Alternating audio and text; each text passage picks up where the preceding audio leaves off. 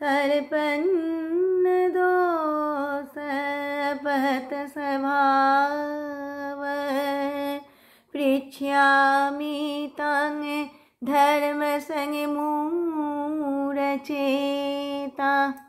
यच्छ्रेय श्रियन्निश्चितं ब्रूहितनिमे शिस्ते शादि माং ताং প্রপন্যম।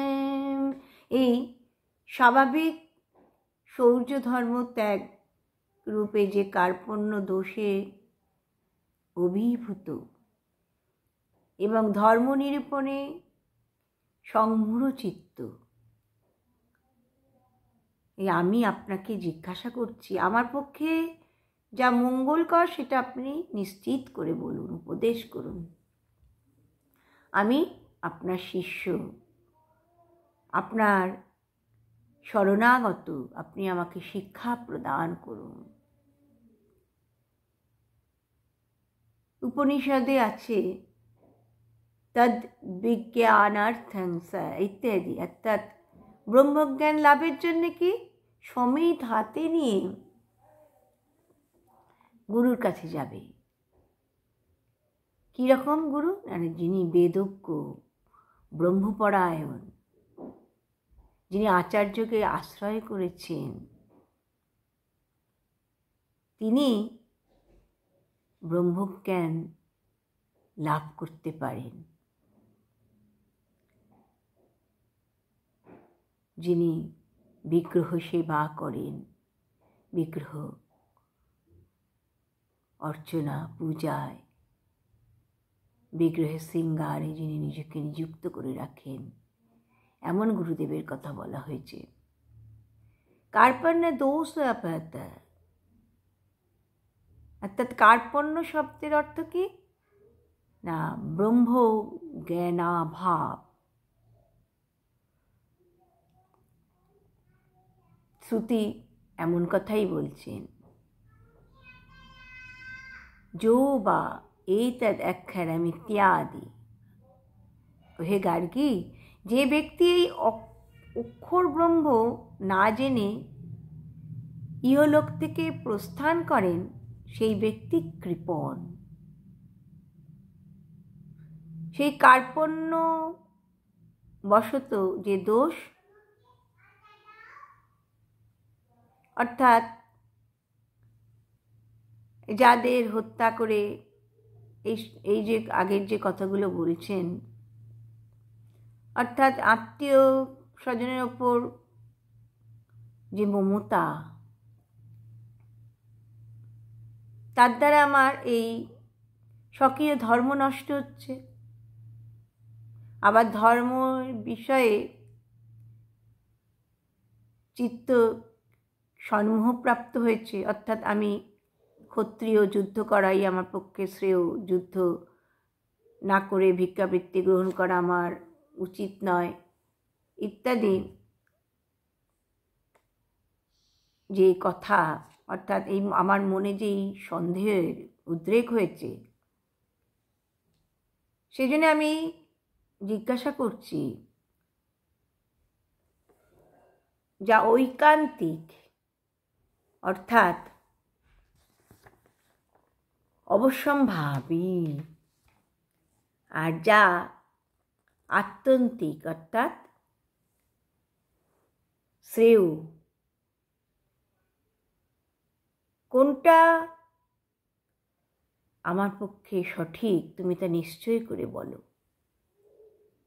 ঐকান্তিকত্ব ও আত্যন্তিকত্ব কি? এখানে বলছেন, যা সাধনার পর অবশ্যম্ভাবী সেটাই হলো ঐকান্তিক, আর যা হবার পর ক্ষয়প্রাপ্ত হয়ে যাবে সেটা হলো আত্যন্তিক।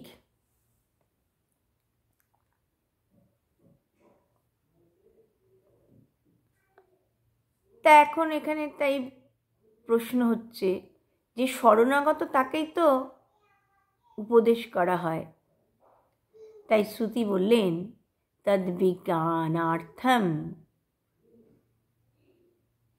সেই ব্রহ্মতত্ত্ব জানবার জন্যই মুমুক্ষু ব্যক্তি গুরুর কাছে যাবেন।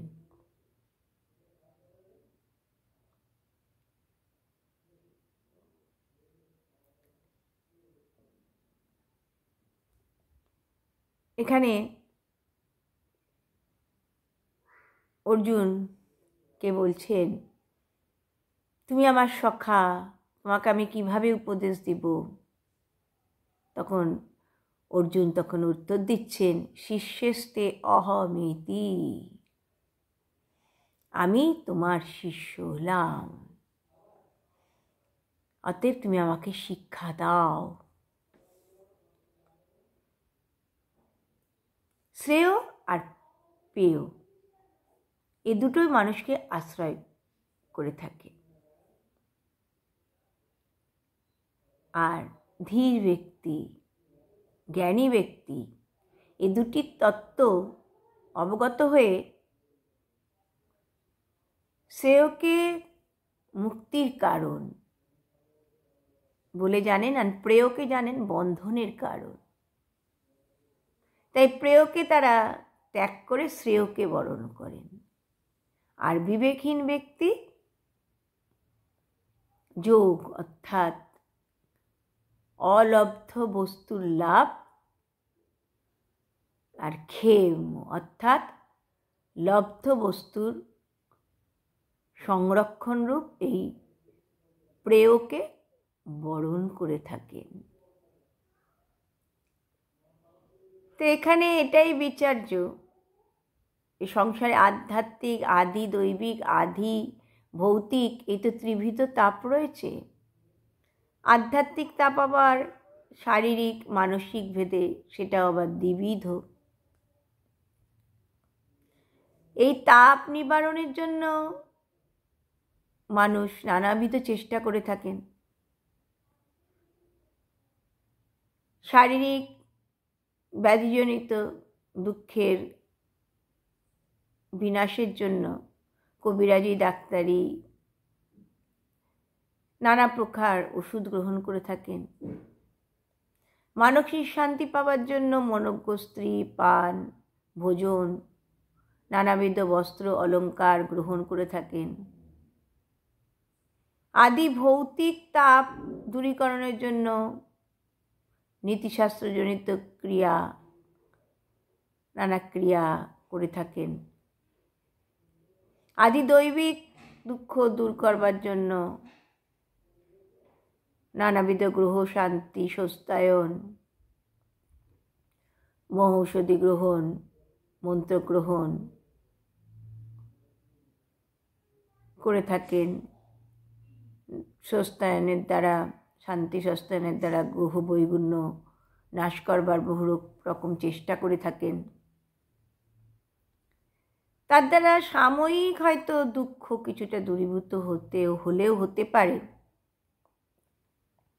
কিন্তু সর্বতোভাবে বা সব সময়ের জন্য তা কখনোই সম্ভব নয় দূরীভূত হওয়া। সেই জন্যে অনেকে ওই যজ্ঞ দান করে থাকেন।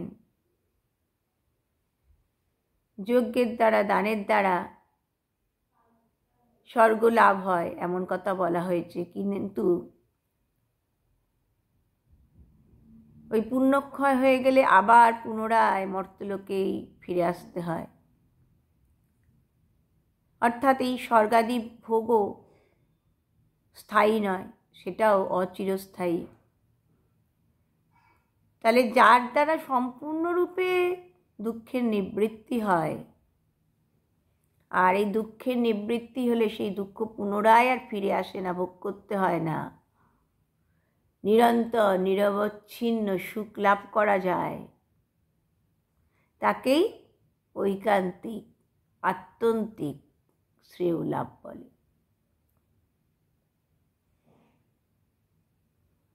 তাই অর্জুন জিজ্ঞাসা করছেন, তদ বিজ্ঞানার্থং স গুরুমেবাভিগচ্ছেৎ समिति पानी श्रोत्रियं ब्रह्मनिष्ठम।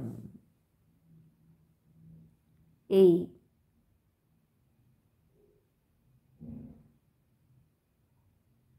প্রেম ভক্তির সঙ্গে এই জ্ঞান লাভ করবার জন্য সমিধ হস্তে গুরুর নিকট গমন করাই উচিত।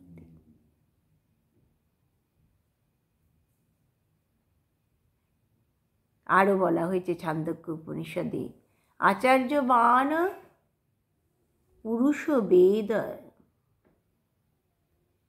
আচার্যের নিকট দীক্ষিত ব্যক্তি সেই পরব্রহ্মকে তিনি জানতে পারেন। আচার্যের নিকট তার জন্য দীক্ষিত হতে হবে। তাই এই বুদ্ধিমান ভাগ্যবান ব্যক্তি সদ্গুরু চরণ আশ্রয় করে থাকে। একে চেন মধু বিন্দেত কিমর্থং পর্বতং ব্রজে দৃষ্ট স্বার্থস্য সংসিদ্ধো ও বিদ্যান যত্মমাচরে। অর্থাৎ গৃহ থেকে যদি মধু লাভ ঘটে তাহলে কি জন্য পর্বত গমন করবে? অনায়াসে অর্থ যদি লাভ করা যায় তাহলে কোন ব্যক্তি তার জন্যে আয়াস স্বীকার করবে?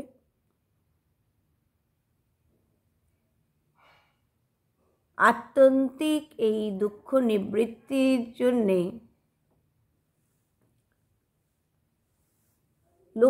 এই লৌকিক উপায়সমূহ যেমন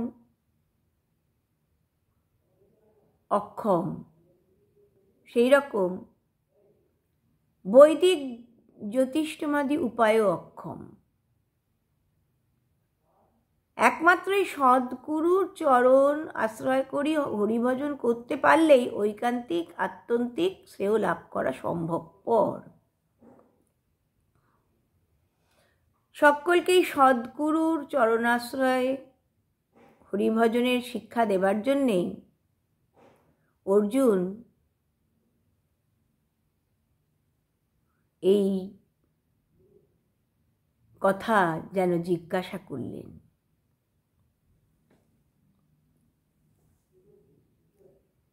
অর্থাৎ অর্জুন ভগবানকে উপযুক্ত সদ্গুরুর বিচার করে এই শ্রেয় জিজ্ঞাসা করলেন। কিন্তু শুধু সদ্গুরু লাভ করলেই শ্রেয় লাভ করা যাবে না। সদ্গুরু শ্রীচরণে একান্তভাবে শরণাগত হতে হবে।